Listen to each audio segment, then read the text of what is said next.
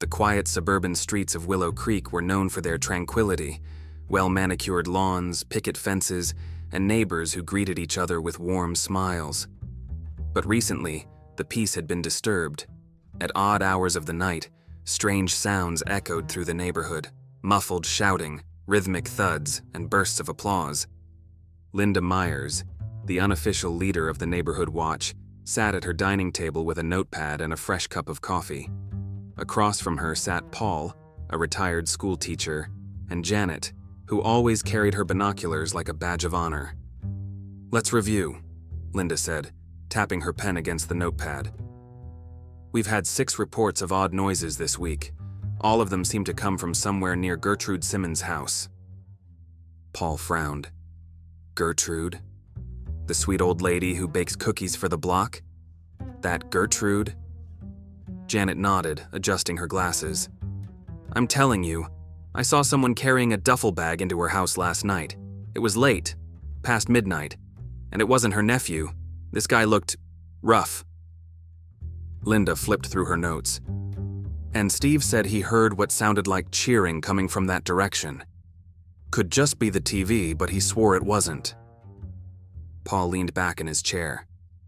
"You really think Gertrude Simmons is behind this? She's what, 80 years old?" Linda shrugged. "I don't know, but something strange is going on, and it's our job to figure it out." Later that afternoon, Linda decided to pay Gertrude a visit under the guise of borrowing sugar. Gertrude answered the door with her usual warm smile, a floral apron tied around her waist. The smell of freshly baked cookies wafted from the house. "Linda, dear, what brings you here?" Gertrude asked, her voice cheerful. "I was hoping to borrow some sugar," Linda said, smiling back. "I'm out, and I'm in the middle of baking." "Of course. Come in," Gertrude said, ushering Linda inside. The house was as cozy as Linda remembered, knickknacks on every surface, family photos lining the walls, and a plate of cookies cooling on the counter. But something felt off. As Gertrude disappeared into the pantry to fetch the sugar, Linda's eyes wandered. Her gaze landed on a door at the end of the hallway, one she didn't remember seeing before. It was padlocked. "Here you go?" Gertrude's voice startled Linda, and she turned to see the older woman holding a small jar of sugar. "Thanks," Linda said, taking it. She gestured toward the hallway. "New door?" Gertrude's smile didn't waver, but Linda noticed the slightest hesitation before she replied. "Oh, just a little storage space I had installed. Nothing interesting." Linda nodded, but her curiosity was piqued. That evening, the neighborhood watch gathered at Paul's house. Linda shared her discovery of the padlocked door, and the group exchanged uneasy glances. "Why would Gertrude need a padlock?" Janet asked, her binoculars resting on the table. "Maybe she's just being cautious," Paul suggested. "Lots of break-ins these days." "But she's always home," Linda countered. "And the noises don't add up. Shouting, applause. What kind of storage room sounds like that?" The group agreed to investigate further. They decided to observe Gertrude's house more closely over the next few nights, documenting any unusual activity. On the first night, Janet spotted 2 unfamiliar men entering Gertrude's house, both carrying duffel bags. They didn't leave until the early hours of the morning. On the second night, Paul heard the unmistakable sound of cheering again, louder this time. On the third night, Linda herself saw a man leave Gertrude's house with a bloodied towel wrapped around his hand. "This isn't just noise," Linda said during their next meeting. "Something serious is happening in that house." The next night, the neighborhood watch gathered near Gertrude Simmons' house under the cover of darkness. Armed with flashlights, notepads, and a growing sense of unease, they prepared to investigate the strange noises that had plagued the neighborhood. Linda crouched behind a hedge, her flashlight off to avoid detection. Paul and Janet were close by, their expressions a mix of excitement and dread. "We'll start with the backyard," Linda whispered. "Stay quiet and stick together." The trio crept through the shadows, the cool night air heavy with anticipation. Gertrude's house was dark except for a faint glow coming from a basement window. Linda's heart quickened. So, she really does have something going on down there. Janet nudged Linda and pointed toward the far corner of the yard. "Look," she whispered. A set of heavy boot prints trailed across the lawn, leading to a partially concealed hatch near the foundation of the house.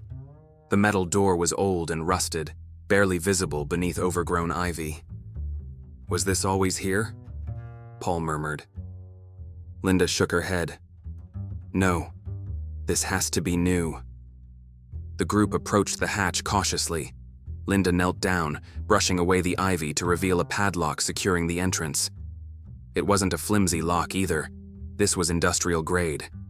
Janet clicked her tongue. Why would sweet little Gertrude need a lock like this? What is she hiding? Linda reached into her bag and pulled out a small notepad. "We document everything. If this is part of something bigger, we'll need evidence."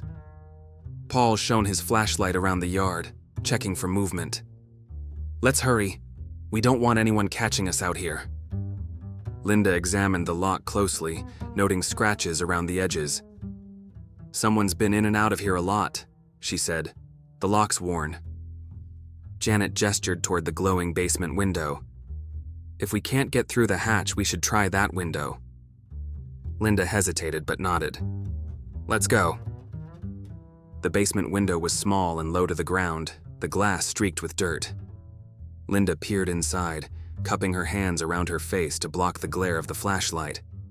Her breath caught in her throat at what she saw. Rows of chairs were set up in a semicircle, facing a makeshift boxing ring in the center of the room. The ring was surrounded by ropes, its surface stained dark with what Linda could only assume was sweat, or worse. A small crowd of people milled about, their faces obscured by the angle of the window. Paul crouched beside her. "What is it?" Linda gestured for him to look. His eyes widened as he took in the scene. "No way. Is that—" "A fight club," Linda whispered, her voice barely audible. "In Gertrude's basement." Janet, still behind them, hissed, "What are you two whispering about? Let me see." Linda motioned for her to wait. "There are people in there. We need to stay out of sight." Just as she said this, the crowd in the basement erupted in cheers. Linda glanced back through the window to see two men entering the ring, their hands wrapped in makeshift boxing tape. One was tall and wiry, the other stocky with a shaved head. Both looked determined and dangerous. "They're actually fighting," Linda said, her voice tinged with disbelief. "Gertrude is hosting an underground fight club." Paul shook his head. "This can't be real. There has to be another explanation." Before they could discuss further, the door leading to the backyard opened with a loud creak. The group froze, their hearts pounding as heavy footsteps approached. "We need to move," Linda hissed, grabbing Paul's arm. The trio scrambled away from the window, ducking behind the hedge just as a large man stepped into the yard. He was tall and broad-shouldered, wearing a black hoodie pulled low over his face. In his hand he held a clipboard, which he studied under the faint light from the basement. "He's checking something," Janet whispered, barely audible. "Like a list." Linda strained to hear, her eyes fixed on the man. After a moment, he turned and walked toward the hatch, unlocking it with a key from his pocket. The metal door groaned as it opened, and he disappeared inside. The hatch slammed shut behind him, and the yard fell silent once more. Back at Linda's house, the group regrouped, their nerves frayed. Janet paced the living room, muttering to herself. A fight club, and Gertrude Simmons of all people? What is this, some kind of twisted movie plot? Paul rubbed his temples. "We can't just go to the police with this. What are we going to say? Oh, we think our sweet neighbor is running an illegal fight ring out of her basement? They'll laugh us out of the station." Linda leaned against the table, her mind racing. "We need more evidence, something solid. If we can figure out who's involved and why, we'll have a stronger case." Janet stopped pacing and pointed at Linda. "You're not seriously suggesting we go back, are you?" Linda met her gaze, her expression resolute. I am. We're not stopping until we figure out what's going on. The following day, Linda sat at her kitchen table, staring at the roll of tickets she'd taken from Gertrude's knitting basket. Each one bore the same bold lettering: basement fights, entry only. It felt surreal, as if she were piecing together a puzzle from a thriller movie instead of her quiet suburban neighborhood. Gertrude Simmons, Linda muttered under her breath, shaking her head. What are you up to? The knock at the door startled her. Paul and Janet entered, both carrying stacks of papers and notebooks. Janet looked more animated than usual, her binoculars slung over her shoulder like a weapon. I did some digging, she said without preamble, plopping down onto a chair. You're not going to believe this. What is it? Linda asked, her curiosity piqued. Flyers, Janet said, pulling one from her bag and sliding it across the table. It was cheaply printed, advertising a local competition with the promise of cash prizes. No address was listed, only a phone number. The bold tagline read, "Think you've got what it takes? Prove it." This was tacked to the bulletin board at the community center, Janet continued, and I found another at the laundromat. Paul leaned over, frowning. That could be anything. A boxing club? A martial arts competition? Janet interrupted. It's not. I called the number. Linda raised an eyebrow. You did what? I wanted to see what they'd say, Janet replied defensively. The guy on the phone said they're always looking for new talent. He told me to meet him at a preliminary location if I wanted to participate. Paul crossed his arms. That's dangerous. What if it's a setup? Janet shrugged. I didn't go, but the way he talked, it sounded shady. And get this, he mentioned Gertrude's name. Linda's jaw tightened. What exactly did he say? He said, if you're good enough, the big fights happen at Gertrude's place. Like it's some kind of final arena. Determined to confront Gertrude, Linda baked a batch of cookies as a pretense and walked over to her house. The elderly woman answered the door with her usual cheerful demeanor, her floral apron dusted with flour. Linda, what a surprise, and with cookies. Come in, dear, Gertrude said, ushering her inside. The house smelled of vanilla and cinnamon, but Linda's focus was on the padlocked door at the end of the hallway. It loomed in her mind, a silent challenge. I thought I'd return the favor, Linda said, handing over the cookies. You've been so kind to everyone in the neighborhood. Oh, you're too sweet, Gertrude said, placing the cookies on the counter. She gestured toward the kettle. Tea? Linda nodded, her eyes scanning the room for anything unusual. You've been busy lately. I hear people coming and going at all hours. Gertrude smiled innocently. Oh, you know how it is. Family visits, church groups. I try to stay active. And the noises at night? Linda pressed. Some of the neighbors have mentioned it. Gertrude's smile didn't falter, but there was a flicker of something in her eyes. Annoyance, maybe? Oh, those. The pipes in this old house make the strangest sounds sometimes. I keep meaning to call a plumber. Linda's gaze drifted toward the hallway. And the new door? What's behind it? Just some storage, Gertrude said lightly. It's where I keep all my odds and ends. I have so much clutter you wouldn't believe it. Linda forced a smile, though her instincts screamed that Gertrude was lying. You've always been so organized. I'm surprised you'd need extra storage. Gertrude chuckled.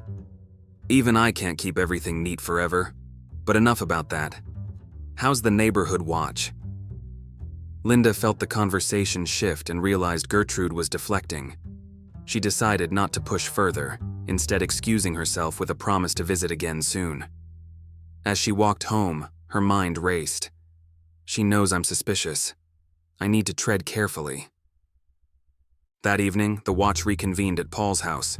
Linda shared her interaction with Gertrude, describing her deflections and the unease she felt. She's hiding something, Linda concluded.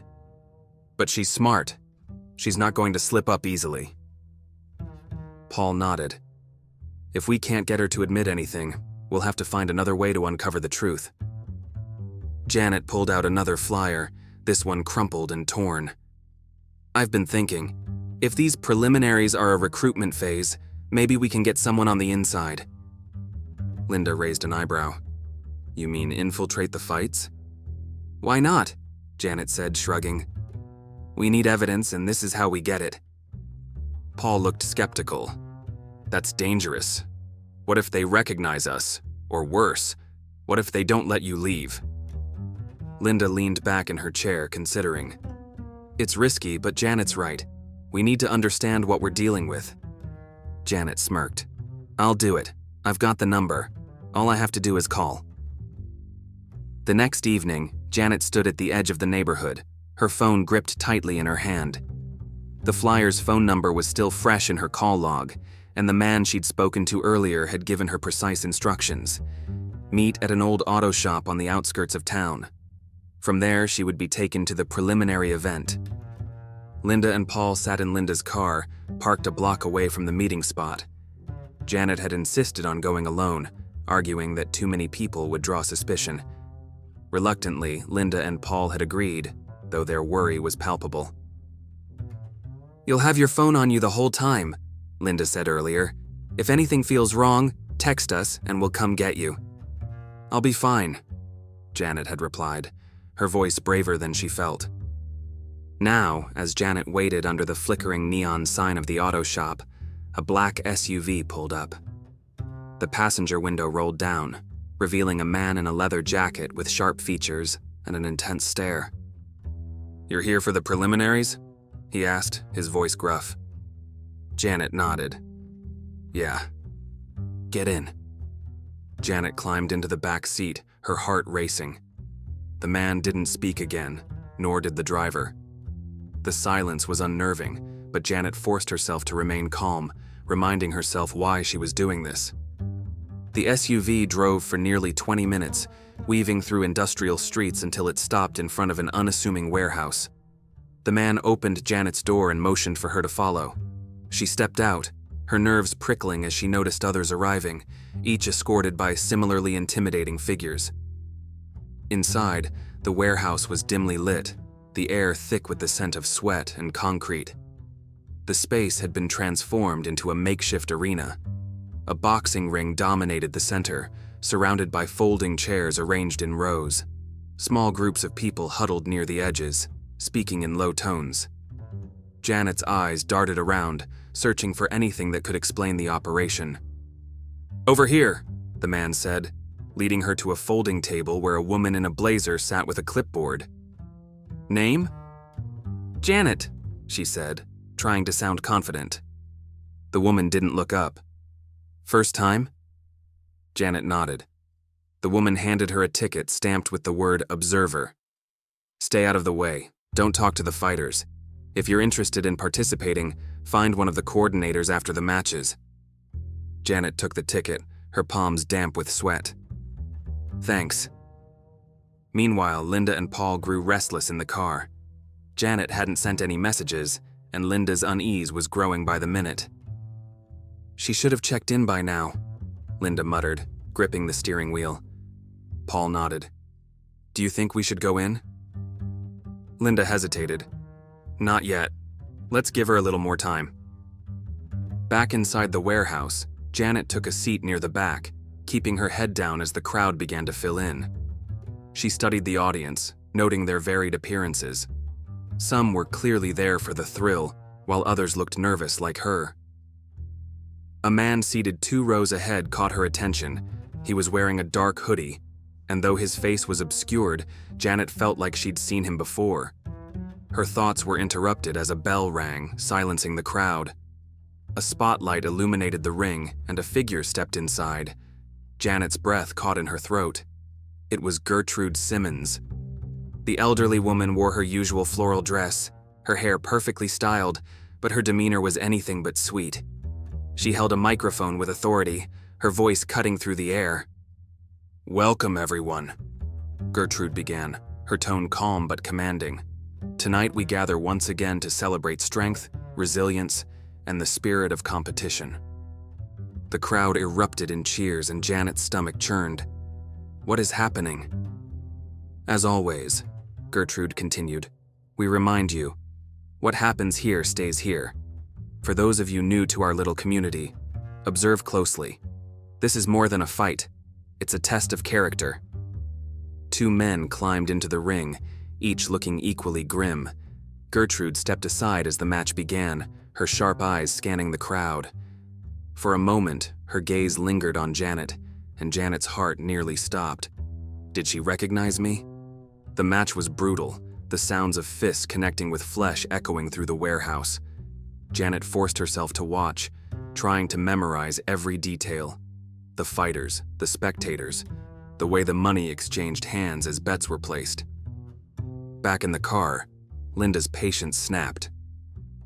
We're going in, she said, grabbing her flashlight. Paul sighed but followed her lead. They approached the warehouse cautiously, finding a side door slightly ajar. The muffled roar of the crowd grew louder as they stepped inside, sticking to the shadows. Linda froze when she saw the ring. This is insane, she whispered. Paul nudged her, pointing toward the back of the crowd. There's Janet. Linda's relief was short-lived as she followed Paul's gaze. Janet was standing now, and one of the coordinators was approaching her, gesturing for her to follow. Janet's heart raced as she followed the coordinator through the door marked "Participants Only." The air beyond the main arena was colder, the corridors dimly lit with exposed wires and flickering bulbs. The distant roar of the crowd echoed in her ears, but here, it was eerily quiet. She clutched the ticket in her pocket, trying to steady her breathing. The coordinator, a tall man with a scar across his jaw, glanced back at her. First time, huh? Janet nodded, forcing a casual tone. Yeah, just curious. He smirked.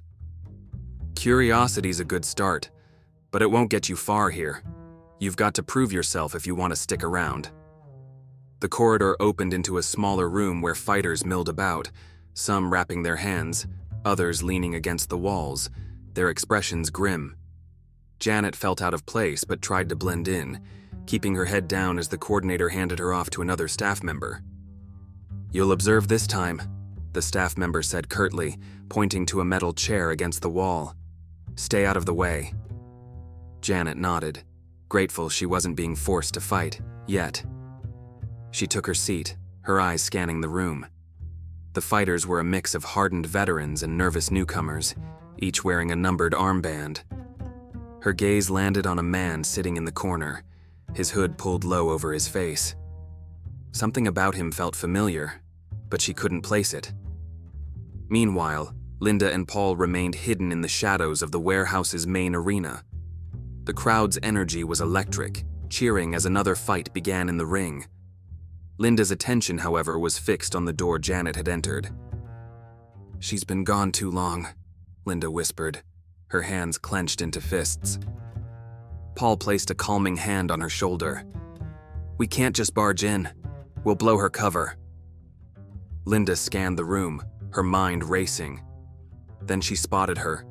Gertrude Simmons, standing near the ring with a clipboard in hand, her demeanor calm and commanding. Linda's stomach turned. The image of their sweet neighbor orchestrating this chaos felt like a surreal nightmare. She's running the whole thing, Linda muttered. We have to stop this. Paul nodded, his expression grim. But we need evidence. Let's wait until Janet gets back. Back in the fighter's room, Janet couldn't shake the feeling of being watched. The hooded man in the corner hadn't moved, but his presence was unnerving. When his name, or rather his number, was called, he rose slowly, pulling off his hood to reveal a face that made Janet's blood run cold. It was the man she'd seen entering Gertrude's house with the duffel bag. He walked toward the ring entrance with a quiet confidence, his eyes scanning the room as if assessing everyone in it. For a brief moment, his gaze landed on Janet. She quickly looked away, hoping he hadn't recognized her. The staff member from earlier approached her again. You're lucky, he said, his tone low. That guy's a regular, fights like an animal. You wouldn't want to go up against him. Janet forced a nervous laugh. Good to know. The next fight began, and the hooded man dominated his opponent with brutal efficiency. The crowd in the main arena roared as punches landed, and Janet's unease grew. She couldn't shake the feeling that this was more than just an underground fight club. There was a darker purpose behind it all. Linda's phone buzzed in her pocket, and she glanced down to see a text from Janet. They're taking fighters into the back. Found one of the guys we saw at Gertrude's. Paul read over her shoulder. What do we do? Linda typed a quick response. Get out if you can. We'll meet you outside. As Linda sent the message, the crowd erupted again, drawing her attention back to the ring. Gertrude was smiling now, clapping politely as the hooded man raised his arms in victory. It was a chilling contrast to the brutality of the scene. Janet's phone vibrated with Linda's response, but before she could make her move, the coordinator returned. Your turn, he said, motioning for her to stand. Janet froze. Wait, I thought I was just observing. The man's expression hardened. Everyone participates eventually. Let's see what you've got. Her pulse quickened as two staff members led her toward the back of the room, where a smaller practice ring awaited. Janet knew she couldn't fight her way out of this. Her only option was to stall. I'm not ready, she stammered, hoping to buy time. The staff member shrugged. That's what the preliminaries are for. We'll see if you've got potential. As they pushed her toward the ring, the hooded man from earlier appeared in the doorway, his eyes narrowing as he watched the exchange. For a moment, Janet thought he might say something, but he simply leaned against the wall, his expression unreadable. Janet's feet felt heavy as she stepped into the practice ring. The glaring spotlight illuminated every corner, leaving nowhere to hide. Around her, the staff members and fighters formed a loose circle, their faces a mixture of curiosity and skepticism. At the edge of the room, the hooded man leaned casually against the wall, his piercing gaze fixed on her. All right, rookie, the coordinator barked. Let's see what you've got. Show us you belong here. Janet's mind raced. She wasn't a fighter. If she refused to engage, they might grow suspicious, or worse, retaliate. But if she played along, she risked exposing herself further. She raised her fists awkwardly, her palms already sweating. A wiry man stepped into the ring, cracking his knuckles with an unsettling grin. Don't worry, he said, his voice dripping with mock reassurance. I'll go easy on you. The staff members laughed, and Janet's stomach churned. The bell rang, and her opponent advanced, his movements fluid and confident. Janet stumbled backward, barely dodging his first jab. Her only goal was to survive long enough to figure out an escape. Meanwhile, Linda and Paul were still hidden in the main arena, their nerves fraying with each passing second. Linda's phone buzzed again, but this time it wasn't Janet. It was a text from an unknown number. You're in too deep. Leave now or face the consequences. Linda showed the message to Paul, her hands trembling. They know we're here. Paul's face darkened. We have to get Janet and leave, now. They moved cautiously toward the door Janet had entered earlier, but a bouncer blocked their path. He was massive, with arms crossed over his chest and an expression that dared them to try something. Back to your seats, he growled. Linda forced a smile. We're just looking for our friend. She went back there. The bouncer's eyes narrowed. No one leaves until the main event is over. Go sit down. Reluctantly, Linda and Paul retreated to the shadows, their frustration mounting. We're running out of options, Linda whispered. We have to figure out another way. In the practice ring, Janet was outmatched. Her opponent's punches grazed her repeatedly, each one sending a jolt of pain through her body. The onlookers jeered, their laughter cutting through the tension. Come on, the coordinator shouted. Fight back or you're out. Janet's adrenaline surged, and she swung clumsily, her fist connecting with her opponent's shoulder. The impact was weak, but it drew a smirk from the wiry man. Not bad, he said, for a beginner. As the match continued, Janet noticed the hooded man's expression shift. He was no longer watching her with indifference. There was something sharper in his gaze, like recognition. Her breath hitched as he stepped closer to the edge of the ring. "Enough," he said, his voice cutting through the noise. The coordinator frowned. "She's still going." "I said enough," the hooded man repeated, his tone leaving no room for argument. The wiry man backed off immediately, raising his hands in surrender. Janet stumbled to the ropes, her head spinning as the hooded man climbed into the ring. He extended a hand, pulling her to her feet. "You're done for today," he said quietly. Then, leaning closer, he added, "You don't belong here. Leave while you can." Back in the main arena, the crowd erupted as Gertrude took the microphone again. Linda and Paul watched in disbelief as their elderly neighbor addressed the room with the charisma of a seasoned ringleader. "Our next match will be the highlight of the evening," Gertrude announced, her voice steady and commanding. "A true test of skill and endurance." The crowd roared in approval, but Linda's attention was drawn to the far side of the room, where she spotted Janet emerging from the participants-only door. Her relief was short-lived as she noticed Janet's disheveled appearance and the hooded man walking close behind her. "She's coming out," Linda whispered to Paul. "Let's go." They moved quickly, intercepting Janet near the exit. Linda grabbed her arm, her voice low and urgent. "What happened in there?" Janet shook her head, her voice trembling. "It's worse than we thought. They're recruiting fighters, some of them willingly, others not." Paul frowned. "And him?" He nodded toward the hooded man who lingered a few steps away. Janet hesitated. "I think he's trying to help. He told me to leave while I could." The man stepped closer, lowering his hood to reveal sharp features and piercing eyes. "You shouldn't have come here," he said flatly. "This place isn't what it seems." Linda crossed her arms.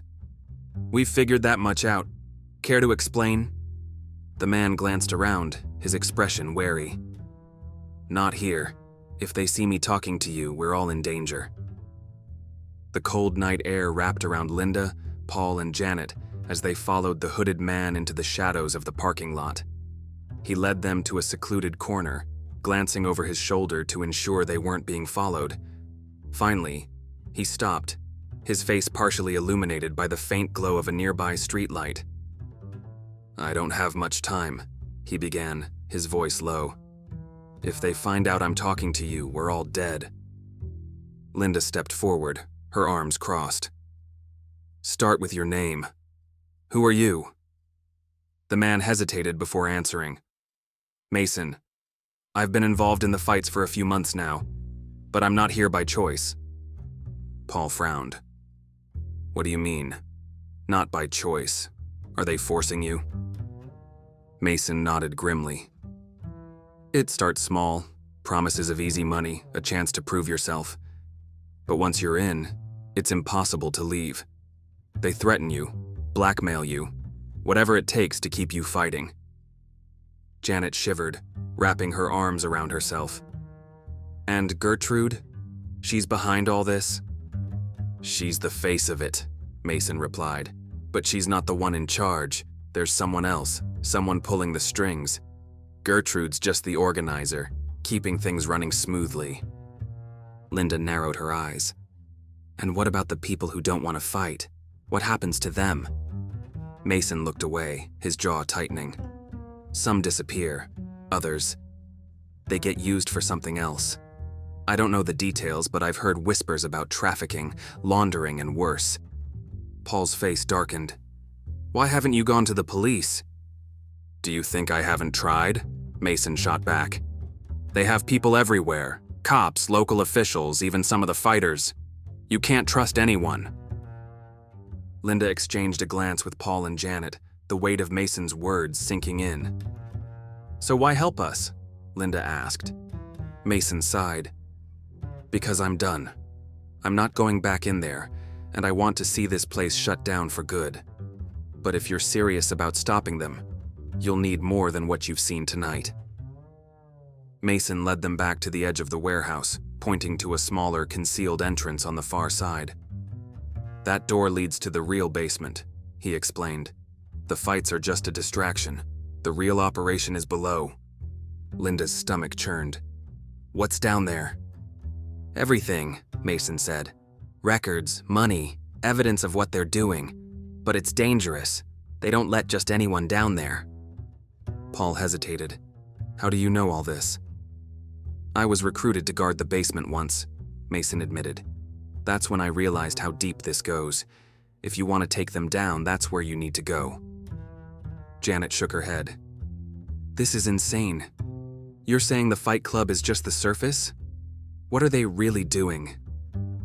Mason's voice dropped to a near whisper. Money laundering, identity theft, smuggling, you name it. The fights bring in the cash, but the basement is where it all gets processed, and they'll do anything to protect it. Linda clenched her fists, her determination hardening. We have to get in there. If we can find proof, we can expose them. It won't be easy, Mason warned. They have guards everywhere, and you'll need clearance to even get close to the basement. Paul frowned. Then how do we get clearance? Mason hesitated before pulling a small key card from his pocket. This is how. It's my old access card. They haven't deactivated it yet. It'll get you through the first 2 doors, but after that, you're on your own. Linda took the card, her heart racing. Why are you giving us this? You're risking everything. Mason smirked, though his eyes were heavy with exhaustion. Because I want out. And because you're the first people I've met who might actually have a chance at stopping this. As Mason disappeared into the night, the trio stood in silence, the gravity of their mission settling over them. Janet was the first to speak. This is bigger than we ever imagined. Paul nodded. But it also means we're in over our heads. If Mason's right, this isn't just a fight club. It's a full-blown criminal empire. Linda clenched the keycard in her hand, her resolve unshaken. Then we take it down. We get into that basement, find the evidence, and end this. The air outside the warehouse was thick with tension as Linda, Paul, and Janet huddled near the concealed basement entrance. Mason's keycard felt heavy in Linda's hand, its importance outweighing its physical weight. The revelation that the Fight Club was merely the surface of a much darker operation had shaken them, but Linda's resolve was stronger than ever. We need a plan, Paul said, his voice low. If what Mason said is true, we're walking into a fortress. Janet crossed her arms, her expression uneasy. And if we get caught? Mason said they'd do anything to protect the basement. Linda nodded, her mind racing. We don't go in blind. We get what we need and get out. Photos, documents, anything that ties them to what's happening down there. Once we have proof, we'll go to the police. Paul frowned. Assuming we can find someone we can trust. We don't have a choice, Linda replied. If we don't stop this, no one will. The group waited until the warehouse quieted down. The crowd had dispersed, and only a few vehicles remained in the parking lot. The faint hum of machinery from inside hinted at ongoing activity, but the chaos of the fights had subsided. Using Mason's directions, they approached the concealed entrance, staying low to avoid detection. Linda swiped the keycard through the reader, holding her breath as the small light blinked green. The door clicked open, revealing a dimly lit stairwell descending into the darkness. "This is it," Linda whispered, stepping inside. The air grew colder as they descended, the faint hum of machines growing louder with each step. At the bottom of the stairs, another door waited, marked with a sign that read, "Restricted Access." Paul swiped the keycard again, and the door unlocked with a soft beep. Beyond it was a sprawling basement filled with rows of filing cabinets, desks, and computer terminals. The walls were lined with shelves holding boxes labeled with cryptic codes.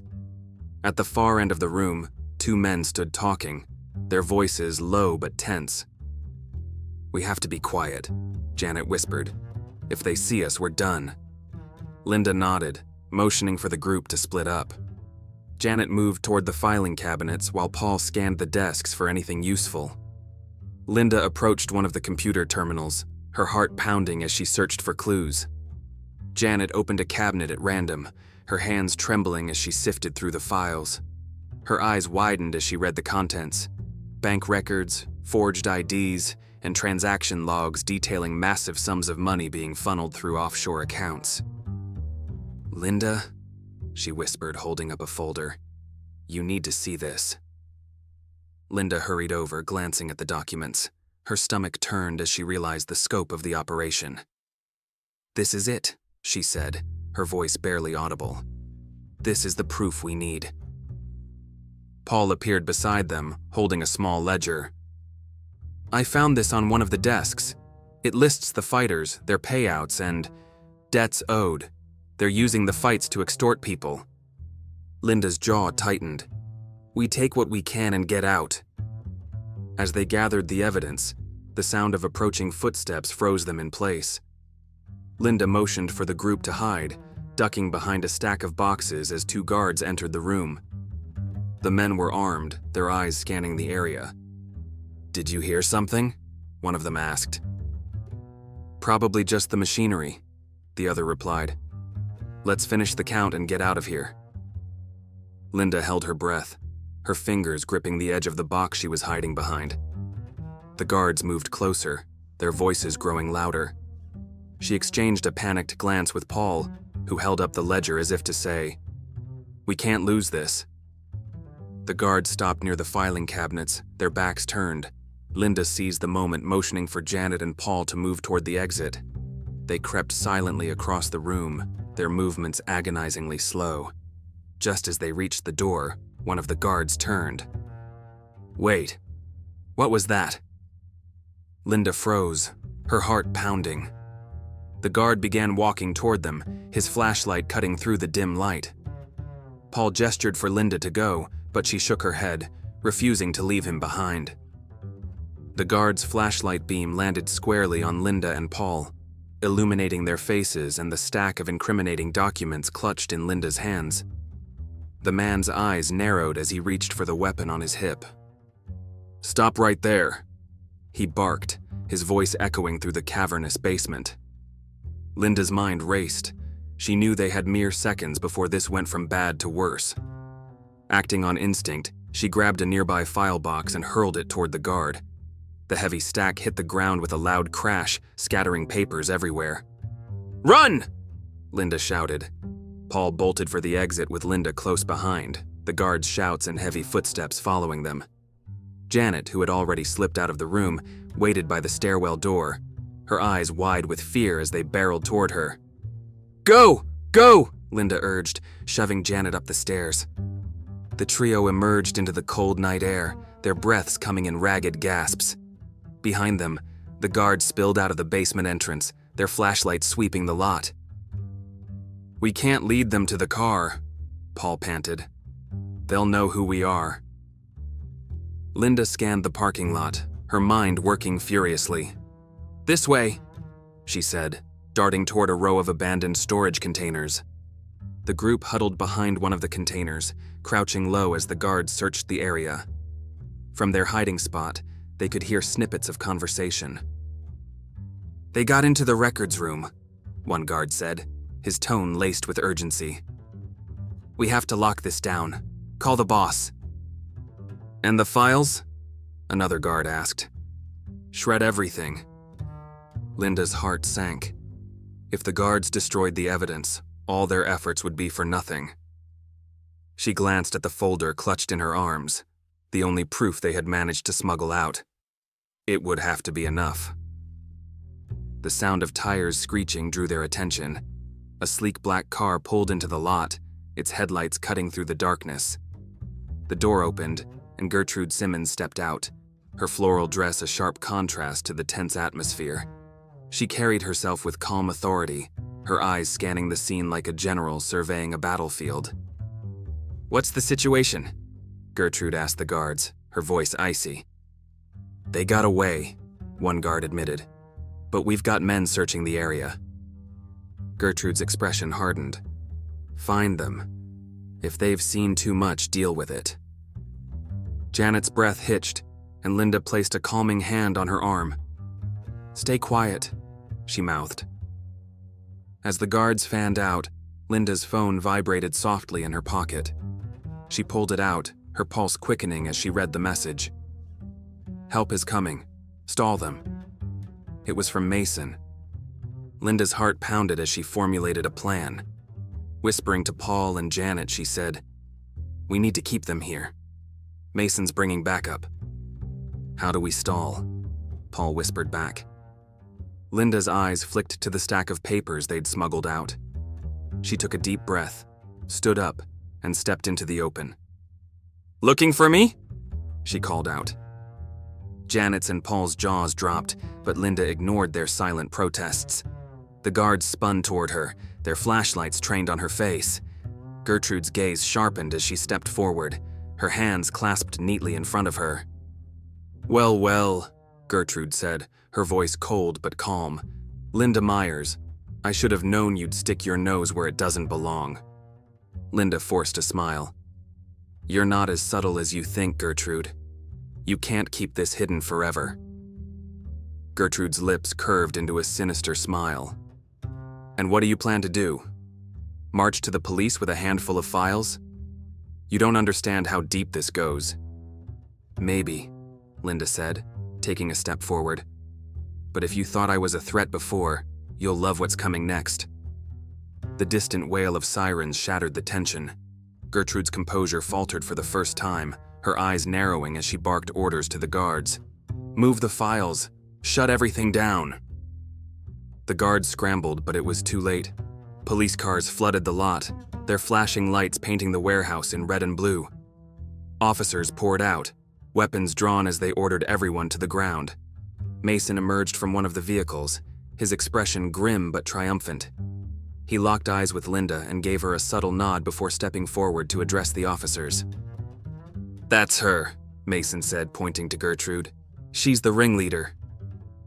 Gertrude's mask of calm shattered as the officers surrounded her. "You don't know what you're doing," she spat, her voice filled with venom. "You're ruining everything." "No," Linda said, stepping closer. "We're stopping it." As the officers secured the warehouse and took the guards into custody, Linda, Paul, and Janet stood to the side, their exhaustion palpable. Mason approached them, his face softening with gratitude. "You did it," he said. "You actually did it." Linda shook her head. "We couldn't have done it without you." Mason nodded, his expression thoughtful. "This isn't over, though. Gertrude might be out of the picture, but whoever's pulling the strings will find someone else." "We'll be ready," Linda said, her voice firm.